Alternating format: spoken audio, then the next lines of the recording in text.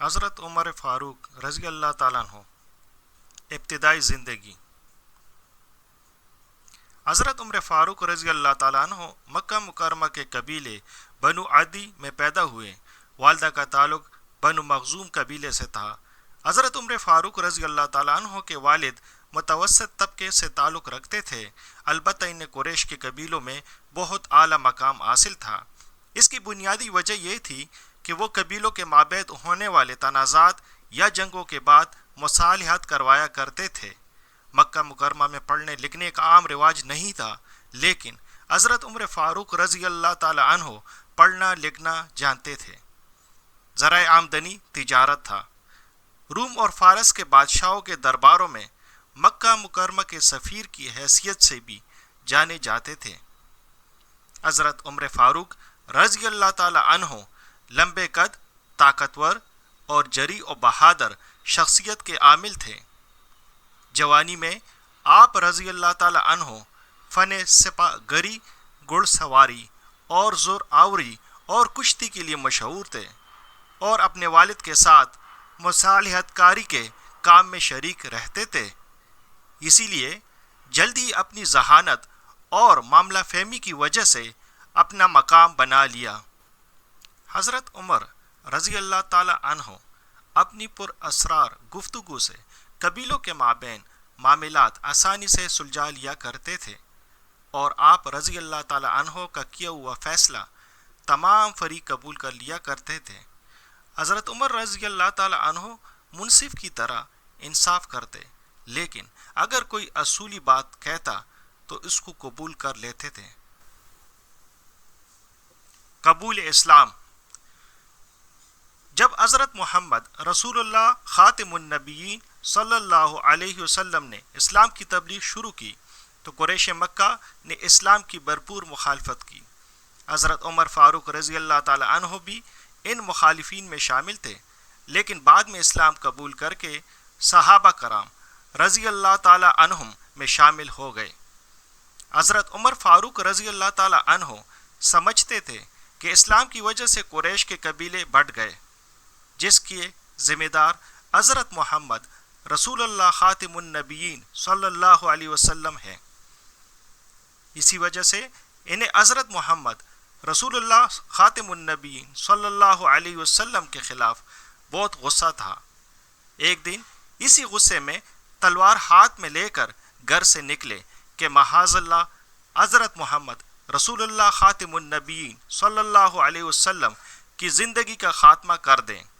راستے میں حضرت نعیم بن عبداللہ رضی اللہ تعالی عنہ نے ملے اور حضرت عمر رضی اللہ تعالی عنہ سے پوچھنے لگے کہ اس طرح کہاں جا رہے ہو، جس پر حضرت عمر فاروق رضی اللہ تعالی عنہ نے اپنا ارادہ بتایا۔ حضرت نعیم رضی اللہ تعالی عنہ نے کہا کہ ایسا کر کے بنو ہاشم اور بنو زہرہ سے کیسے بچو گے؟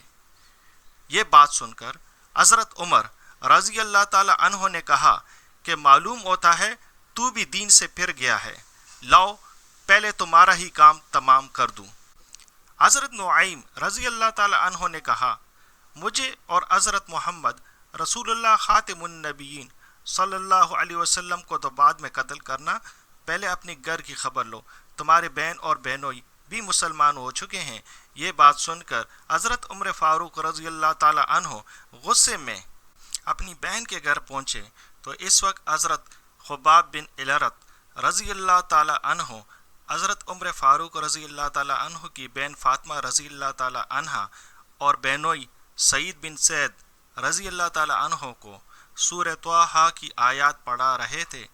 حضرت عمر فاروق رضی اللہ تعالی عنہ نے گھر میں داخل ہو کر پوچھا کہ تم لوگ کیا کر رہے تھے؟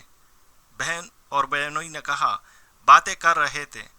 یہ سن کر حضرت عمر رضی اللہ تعالی عنہ نے کہا میں سن چکا ہوں تم دونوں بے دین ہو چکے ہو، اور اسی غصے میں بہنوئی کو مارنا شروع کر دیا۔ شوہر کو بچانے کی کوشش میں ان کی بہن فاطمہ رضی اللہ تعالی عنہ کے سر پر چوٹ لگی اور سر سے خون بہنا شروع ہو گیا۔ اس پر فاطمہ رضی اللہ تعالی عنہ نے کہا عمر تم سے جو بن آئے کرو، میں تو مسلمان ہو چکی، خون دیکھ کر حضرت عمر رضی اللہ تعالی عنہ کا دل نرم ہوا اور کہا بتاؤ تم کیا پڑھ رہی تھی؟ بہن کے کہنے پر حضرت عمر فاروق رضی اللہ تعالی عنہ نے پہلے وضو کیا اور پھر سورہ طٰہٰ کی ابتدائی آیات پڑھی اور اتنے متاثر ہوئے کہ اسی وقت حضرت محمد رسول اللہ خاتم النبیین صلی اللہ علیہ وسلم کے پاس چلنے کے لیے کہا۔ پھر حضرت عمر رضی اللہ تعالی عنہ نے حضرت محمد رسول اللہ خاتم النبیین صلی اللہ علیہ وسلم کے سامنے جا کر اسلام قبول کر لیا۔ حضرت حمزہ رضی اللہ تعالی عنہ کے بعد حضرت عمر رضی اللہ تعالی عنہ کے اسلام قبول کر لینے سے مسلمانوں کی قوت اور اعتماد میں اضافہ ہوا اور انہوں نے خانہ کعبہ میں جا کر اعلانیہ نماز پڑھنا شروع کر دی۔ ہجرت مدینہ۔ عام طور پر مسلمانوں نے اہل مکہ سے چھپ کر ہجرت کی، لیکن حضرت عمر فاروق رضی اللہ تعالی عنہ نے خانہ کعبہ کا طواف کر کے اپنی ہجرت کا حرم کعبہ میں کھڑے ہو کر اعلان کیا اور ساتھ ہی یہ بھی کہا کہ اگر کسی میں ہمت ہے تو حدود حرم کے باہر آ کر مقابلہ کر لے۔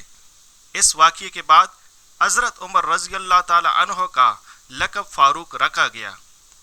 اسلام لانے کے بعد حضرت عمر رضی اللہ تعالی عنہ کی زندگی میں اہم فرق یہ آیا کہ آپ بہت سادہ زندگی گزارنے لگے تھے اور طبیعت کی سختی نرمی میں بدل گئی تھی۔ حضرت محمد رسول اللہ خاتم النبیین صلی اللہ علیہ وسلم سے محبت اور عقیدت کا یہ عالم تھا کہ ہر مشکل میں حضرت محمد رسول اللہ خاتم النبیین صلی اللہ علیہ وسلم کے ساتھ رہے۔ عہد خلافت۔ حضرت ابو بکر رضی اللہ تعالی عنہ کے وصال کے بعد حضرت عمر فاروق رضی اللہ تعالی عنہ نے خلافت کی ذمہ داریاں سنبھالیں۔ حضرت عمر فاروق رضی اللہ تعالی عنہ نے اسلامی ریاست کو صوبوں میں تقسیم کیا اور ہر صوبے کا انتظام چلانے کے لیے حاکم اعلیٰ، گورنر، آرمی پولیس، افسر بیت المال اور قاضی جیسے اعلیٰ عہدیداروں کا تقرر کیا۔ بیت المال کی تنظیم نو، ٹیکسوں کے نظام کی درستی اور جیل خانوں کے نظام کا آغاز کیا اور سب کو قانون کا پابند بنایا۔ امیر المومنین حضرت عمر رضی اللہ تعالی عنہ نے عراق میں زمینوں اور زمینداری کے نظام میں اصلاحات کی اور آپاشی کا نظام بہتر بنایا، قحط کے دنوں میں خوراک کا انتظام کیا اور طاعون جیسی وبا پر قابو پایا، فوجی چاونیاں بنائی اور خبر رسانی اور پرچہ نویسی کا نظام قائم کیا، عوامی فلاح کے کاموں کا انتظام بہتر بنایا۔ فتوحات۔ حضرت عمر فاروق رضی اللہ تعالی عنہ کا دور خلافت فتوحات کا دور تھا۔ اپنے دور خلافت میں آج کے حکمرانوں کے لیے کئی قابل تقلید مثالیں چھوڑیں۔ اپنے دور خلافت میں شام، فلسطین اور مصر کے علاوہ عراق، فارس، خراسان اور آذربائیجان بھی اسلامی ریاست کا حصہ بن گئے اور بیت المقدس فتح کیا گیا۔ شہادت۔ اسلام دشمن لوگ اپنی ناکامیوں کی وجہ سے مایوس ہو کر مسلمانوں کے دوسرے خلیفہ حضرت عمر فاروق رضی اللہ تعالی عنہ کو شہید کرنا چاہتے تھے۔ حضرت عمر فاروق رضی اللہ تعالی عنہ پر مسجد نبوی میں فجر کی نماز پڑھاتے ہوئے ایک مجوسی غلام ابو لؤلؤ فیروز نے خنجر سے حملہ کیا اور فرار ہونے کی کوشش کی۔ پکڑے جانے پر اس آتش پرست غلام نے خود کو ہلاک کر دیا۔ حضرت عمر فاروق رضی اللہ تعالی عنہ زخموں سے جاں بر نہ ہو سکے اور انتقال فرما گئے۔ حضرت عمر رضی اللہ تعالی عنہ کی تدفین حضرت محمد رسول اللہ خاتم النبیین صلی اللہ علیہ وسلم اور حضرت ابو بکر صدیق رضی اللہ تعالی عنہ کے پہلو میں کی گئی۔ حضرت عمر رضی اللہ تعالی عنہ نے پوری زندگی بہادری سے گزاری، حق و باطل میں فرق واضح کیا اور ہماری رہنمائی کے لیے قابل تقلید مثالیں چھوڑی۔ جزاکم اللہ خیرہ۔